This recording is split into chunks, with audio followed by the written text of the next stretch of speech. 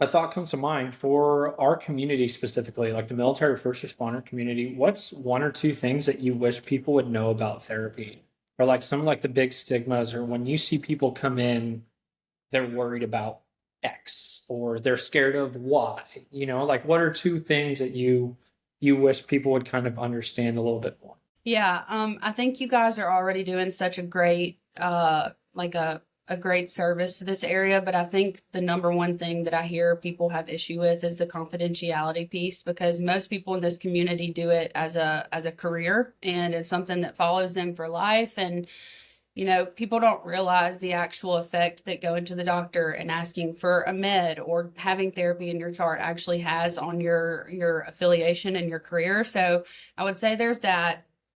And then the second thing, I just think that everybody feels that whenever you come into therapy, the therapist is going to look at you and say, your feelings are valid, your behaviors are valid, all of these things are valid, whenever the truth about it, and we don't live in this reality in today's society, but the truth about it is that that's just not true.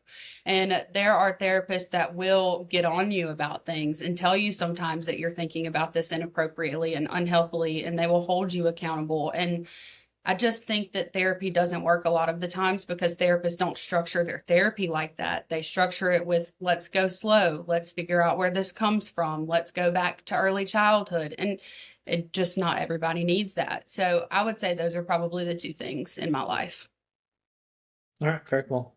Very cool. I appreciate you saying that. That's kind of something that just came into mind. I think it's important to kind of do every episode and touch on as much as possible to be able to like, and as silly as this sounds, but like throw it up on the Instagram story where it's like one or two things that people can that can kind of help people, right? Like break that stigma, break the barrier of getting them in touch with a therapist or finally reaching out. And I definitely agree with you. The confidentiality is like the biggest thing. Mhm. And that's why I'm so fortunate that like with us, like I have the first responder and military experience, the VA, the employment system program, peer support. Um, so like we tailored our entire system around confidentiality and then vetting therapists. So um, yeah, so very, very happy to report that our 300 people, we have not broken confidentiality once, which I think is huge. I think it's also very huge. Right. Yeah. And like with you working with the fire department and then starting to get into the police department, right? Like I feel like it becomes tricky when police departments, fire departments contract with therapists and they bring them in where like them being so closely connected to the organization, I feel like that first responder then thinks like, ooh, like even if they say officer 1, 2, 3, 4 went to therapy, there's still some paper trail. There's still my name out there somewhere. And if it comes out, I'm curious to your thoughts on that.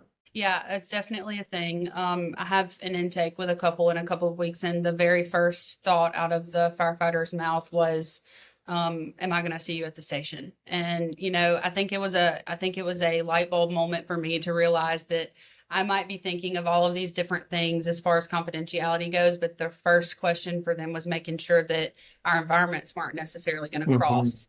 Yeah. So, I think it's a very real thing, and I try really, really hard to make sure I walk the line very tightly with my ethics, and confidentiality is one of the most important of those. So I think y'all are doing a great job with it.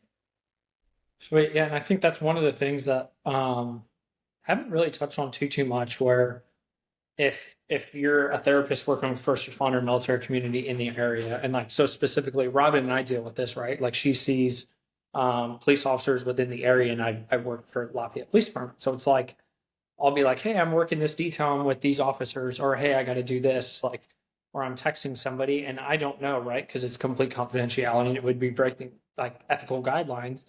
And in the back of our heads, I'm like, I wonder if she sees this person or if she's ever seen this person. Does she recognize this name? And then in her head, she's probably like, oh, that's my client, but I can't say anything. So I just have to Right. go along with it. And then, like, if they see each other out in public or when we go to balls or like when we do our big fundraiser in October, some of those people may come to support. So then it's like, if I see you there, I'll leave it up to you. You can either come say hi to me or you can totally avoid me, whatever feels most comfortable for you.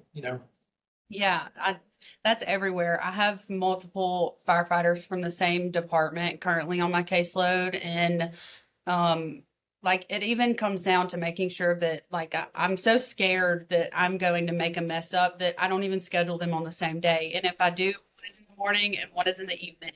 So it you know, and some of them don't care. Some of them are like, I'll shout it to the world that I go to therapy, and I think that's fantastic. But I also understand and respect whenever people are like, no, this is a part of my life that I don't necessarily want to be on display, and that's perfectly fine.